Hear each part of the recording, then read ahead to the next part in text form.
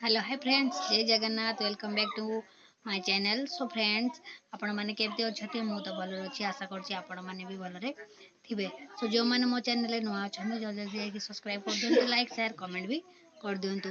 तो तो आज तो श्रावण मास स्टार्ट हो गला। श्रावण रो आज फास्ट सोमवार, माने प्रथम सोमवार आज पड़ू। तो एबे आमर सकाळू प्रबल वर्षा होची।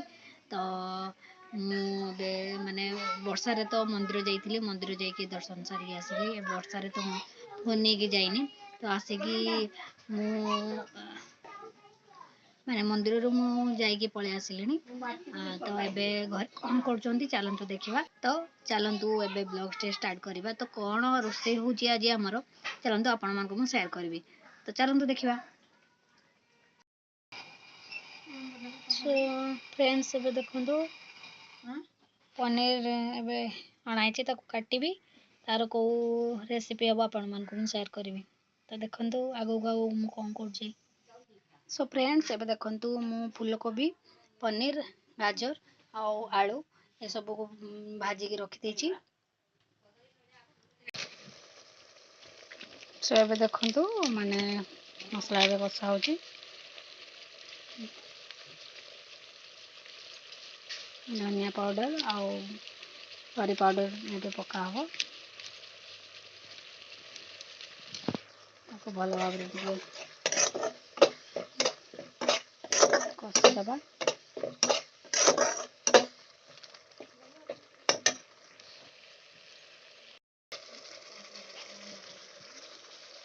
तो फ्रेंड्स, आज तो माने सादा सब रंधा हो, बिना प्याज रसुण। आज सोमवार, श्रावण मासर फास्ट सोमवार आज। तो मसला तो कषि हो गलानी, तापरे से सब परिया दे दबा। आबे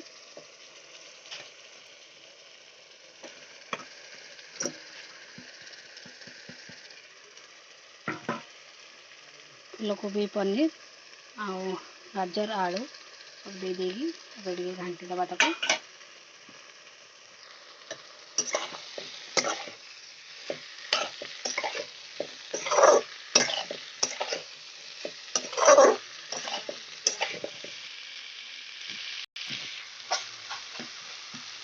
कुछ समय घोड़े दबा।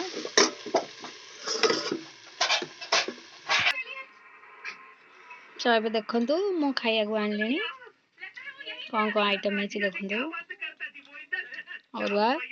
अरुआ भात, डालमा, तरकारी और लेंबू लंका।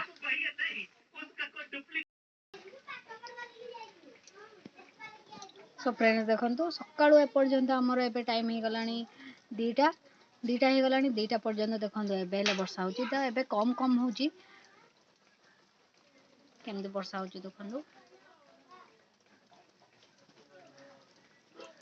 सो आज आमर कौन कौन आइटम है आपण मन तो शेयर कली, देखिली। मु एबे खाई सारलिनी, एबे टिके रेस्ट नै जिवि। तो देख आपण माने देखिले वर्षा तो एबे पर्यंत होची। आपण मन को साइड रे होची ना नै सेटा कमेंट रे कहिए। तो एठी मो ब्लॉग एंड करछि। पुन देखा हम नेक्स्ट ब्लॉग रे। Thanks for watching. जय जगन्नाथ।